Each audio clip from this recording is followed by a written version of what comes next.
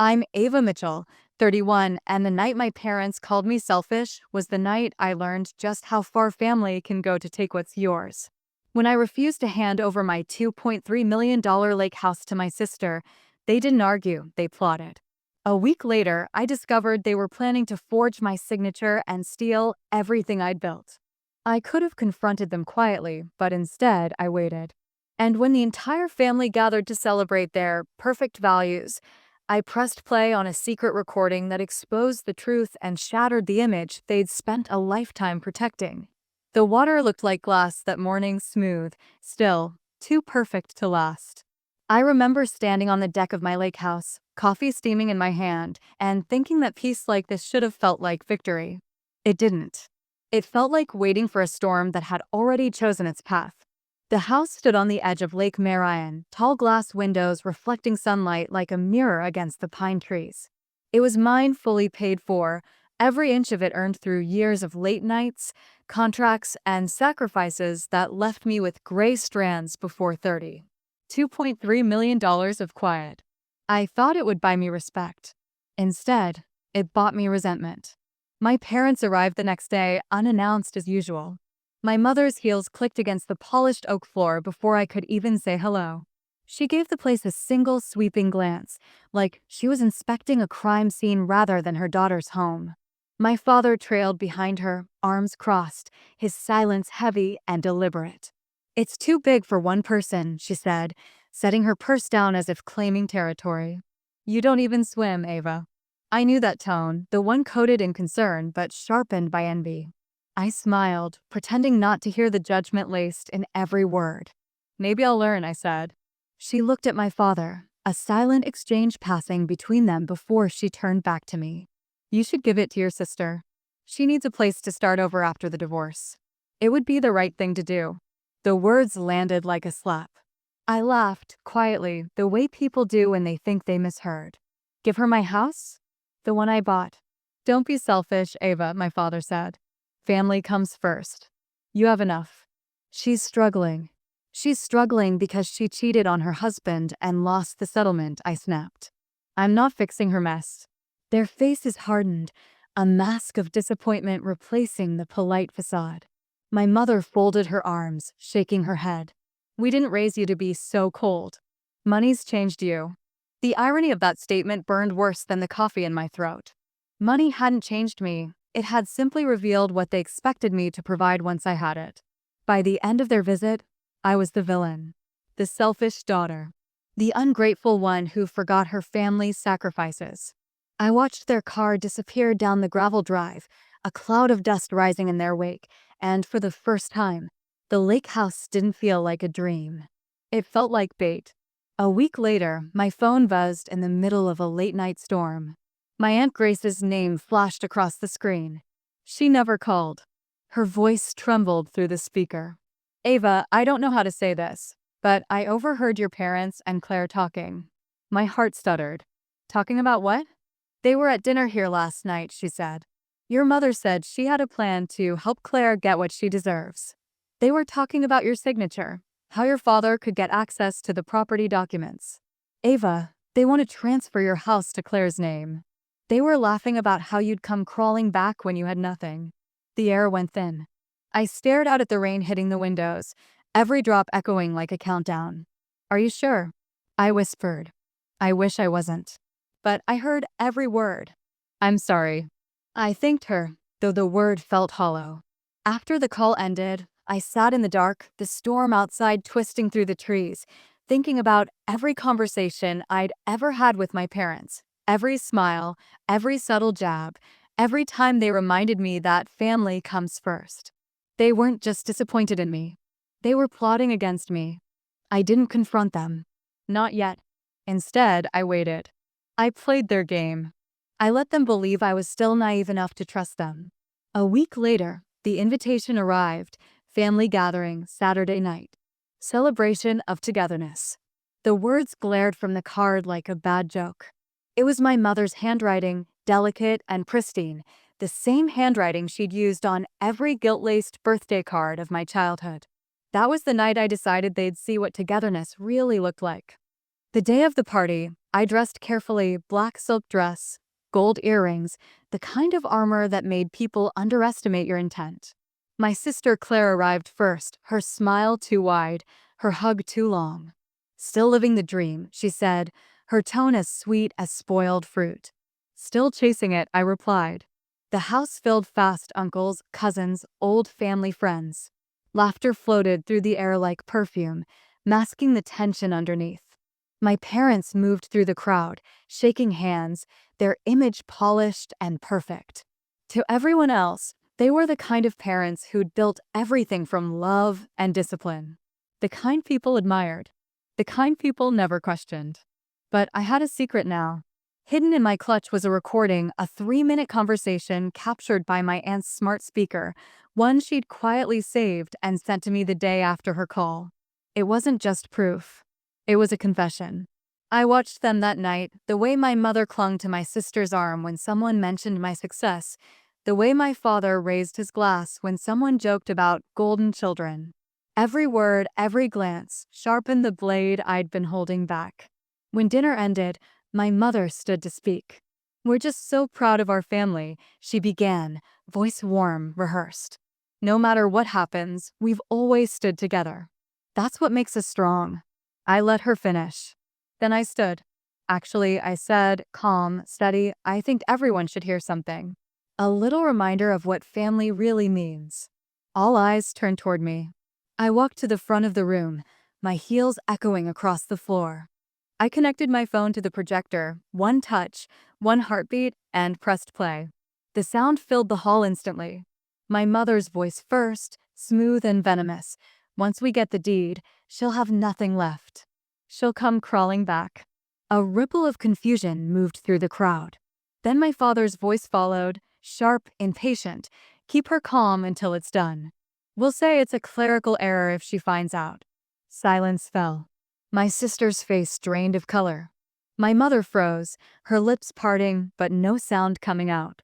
My father's glass slipped from his hand, shattering on the floor. Gasps spread like wildfire. "That's not," my mother started, but I raised a hand. "Don't," I said quietly. "Don't insult everyone's intelligence. You called me selfish for protecting what's mine, but this—" I gestured toward the screen. "This is what you were protecting." No one spoke. The only sound was the soft hum of the speakers still playing faint echoes of their voices, overlapping like ghosts. The room felt smaller, heavier. Years of manipulation, of quiet emotional theft, unraveled in seconds. My parents' perfect image cracked in front of everyone who had ever believed in it. I didn't wait for excuses or apologies. I just looked at them one last time, my mother trembling, my father gripping the table for balance, my sister staring at the floor, and walked out. The night air was cold, biting against my skin. From inside, I could still hear the low murmur of disbelief, the sound of a family portrait burning from the inside out. As I stepped into my car, the lake shimmered in the distance, dark and still, like it had been waiting for this. I started the engine, took one last look at the house where their lives had ended, and whispered to myself, "Selfish, huh?" Maybe that's exactly what saved me. The morning after the party felt too quiet. No texts, no calls, no explanations, just the sound of waves brushing the dock like nothing had happened. But I knew better. Word had already spread through the family by sunrise. My parents' perfect image wasn't just cracked, it was obliterated. And the silence that followed wasn't peace. It was pressure waiting to erupt. By noon, my phone started buzzing. First came my cousin Lily, whispering like she was afraid someone might hear. "Ava, everyone's talking. Your mom said it was fake. That you edited their voices." "Of course she did," I said, not surprised. "Did you believe her?" There was a pause. "I heard the recording. That didn't sound fake to me." "Good," I replied. "Then you're one of the few who still believes in reality." By the time I hung up, 3 more calls came in, each one circling the same rumor. My parents were denying everything, blaming me for trying to tear the family apart. I didn't respond. Let them talk. Let them twist it. I had proof, and deep down, they knew it. That evening, a silver SUV rolled up the driveway. I didn't need to look to know who it was. My father stepped up first, eyes hidden behind sunglasses even though the sun was setting. My mother followed, her hair perfectly done, her expression carved out of control and anger. Claire trailed behind them, quieter than usual, phone in hand like she was ready to call for backup if things got ugly. They didn't bother knocking. My father walked straight in like he still owned the place. "We need to talk," he said. I leaned against the counter, arms crossed. "About the recording?" My mother's voice rose instantly. "That was private. You had no right to air our conversation in front of everyone." "Private?" I shot back. "You were planning to forge my signature. Forgery isn't private, it's a crime." Her face tightened, but she didn't deny it. My father stepped closer, voice calm but cold. "You humiliated us. Do you have any idea what you've done to this family's reputation?" "Your reputation ruined itself," I said. "All I did was let everyone see it." He slammed his hand on the counter, the sound echoing through the kitchen. "Enough with the attitude. You're going to fix this." I laughed once, short and sharp. "Fix what?" "The truth." Claire finally spoke, her tone fragile. "Ava, please. You could have just talked to us. You didn't have to go public." "You mean I should have let you steal from me quietly?" I said. "That's convenient." Her eyes dropped to the floor. My mother's voice cut in, trembling now, not from guilt but from rage. "You've turned this family into a circus. Your aunt will regret getting involved. We'll make sure of that." There it was of the real threat. The one I'd been waiting for. They weren't here to apologize. They were here to clean up the mess I made by exposing theirs. I reached into the drawer and pulled out a thick envelope. I slid it across the counter toward my father. "Before you say anything else, you should know I already sent copies of the recording to my lawyer, along with the property documents. Every signature, every timestamp. If anything happens to me, or if anyone tries to interfere, it all goes public again, this time with evidence of your attempt to transfer ownership." He didn't touch the envelope. His jaw tightened. My mother's face went pale. Claire looked like she wanted to disappear. "So that's how it is?" my father said. "That's how it's always been," I replied. "You just finally got caught." He turned toward the door, muttering under his breath. My mother followed, refusing to look at me. Claire lingered for a moment. Her voice broke the silence. "I didn't know they'd go that far," she said quietly. "I thought they just wanted to scare you into helping me." I studied her face, ashamed, uncertain, still hiding behind the same excuses. "You didn't stop them either," I said. She didn't argue. She just walked out, shoulders hunched, head down. When the door shut, I exhaled slowly. The house felt heavier, but lighter at the same time. For the first time in months, I didn't feel outnumbered. The following week was chaos. Every cousin, every distant uncle, every so-called family friend had an opinion. Some sided with my parents, convinced I'd gone too far. Others sent quiet messages of support, the kind that start with "I always knew something was off." But none of it mattered. I wasn't trying to win hearts. I was protecting my name. Then came the letter. Thick, embossed paper, my father's lawyer's seal on the front. They were suing me for defamation. I almost laughed when I opened it. They were doubling down. I called my attorney, Thomas, a calm man who'd seen every kind of betrayal money could buy. "They're bluffing," he said after reading the letter. "They know if this goes to court, the recording becomes official evidence. They won't risk that." "So what's the plan?" I asked. "We wait. Don't react. Let them spend money they don't have trying to look righteous." Waiting wasn't easy. My parents always thrived on control. When they couldn't manipulate, they provoked. Every week, another story leaked through the family grapevine. Ava's unstable. Ava's greedy. Ava's lost it. I ignored it all until one afternoon, my Aunt Grace called again. "They're planning something else," she said. "Claire came over last night. They were talking about selling their house, but your mother mentioned your lake property again. She said if the law won't fix it, she will." That sentence stuck with me. She will. I tightened security the next day, changed the locks, installed new cameras, informed my lawyer. But part of me wanted them to try. To make one more mistake. Because this time, I wouldn't just expose them to the family. I'd destroy their credibility completely. 2 nights later, around midnight, I heard footsteps on the deck. Not loud, just careful enough to be suspicious. The motion light flicked on, catching the edge of a familiar silhouette near the glass door. My pulse spiked. I stayed quiet, watching from the stairs as the figure tried the handle. It didn't move. Then a second shape appeared beside the first, shorter female. My mother. My father. I pressed the record button on my phone. They whispered, thinking the night covered them. "Try the back door," my mother said. "We shouldn't be here," my father muttered. "We have no choice," she snapped. "The papers are inside. Once we get them, we can fix everything." I stepped out of the shadows. "Looking for these?" They froze. I held up the envelope I'd shown them before. My mother's face drained of all color. My father took a step forward, ready to talk his way out again, but I cut him off. "You just trespassed on my property after threatening me," I said, voice steady. "You're done pretending now." Within seconds, the security lights blazed brighter, and the cameras caught every angle. I didn't have to call the police. They were already on their way. The alarm system had triggered the moment they stepped onto the deck. As the sirens approached, my mother's voice cracked. "Ava, please don't do this. We can fix it." "You already did," I said. "You fixed everything the moment you showed your true selves." The officers arrived, calm but firm. My parents were questioned, escorted off the property, and released with a warning. It wasn't an arrest, but it was enough. Enough to confirm what I already knew. They were desperate. And desperate people don't quit. After that night, the silence returned, but this time, it wasn't empty.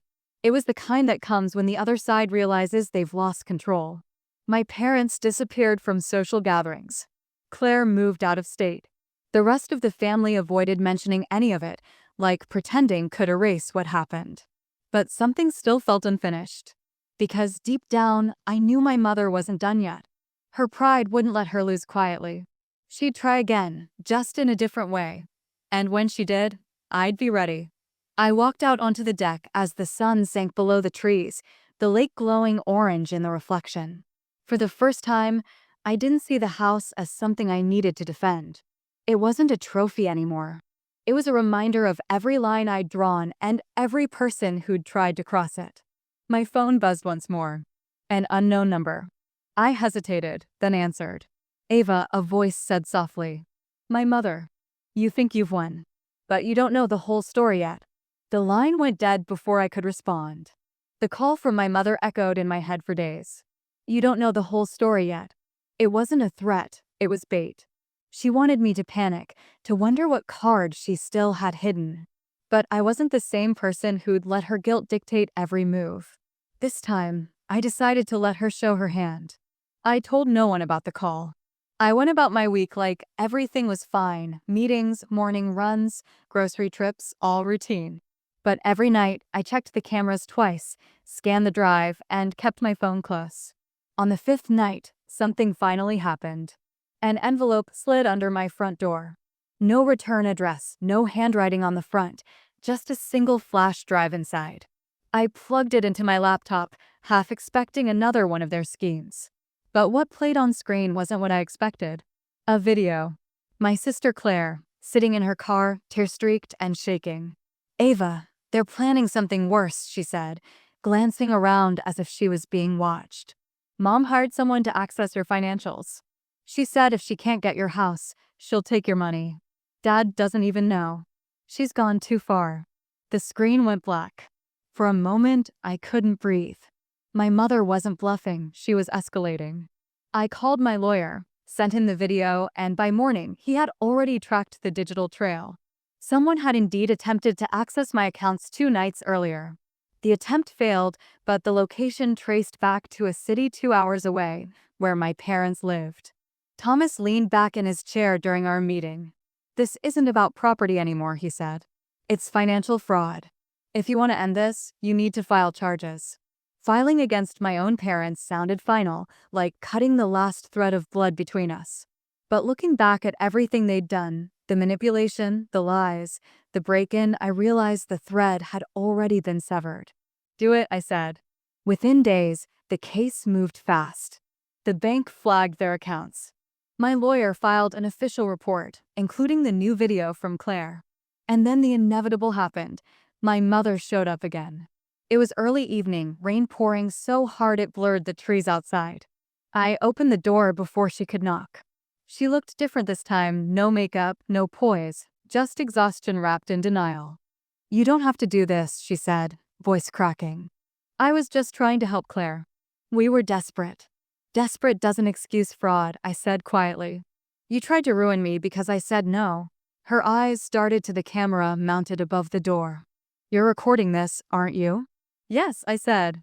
"Because I've learned what happens when I don't." She stepped closer. "You really think you're innocent? You think working hard makes you better than us? You built this life and forgot who helped you get there." "I remember exactly who helped me," I said. "And I remember who tried to steal it."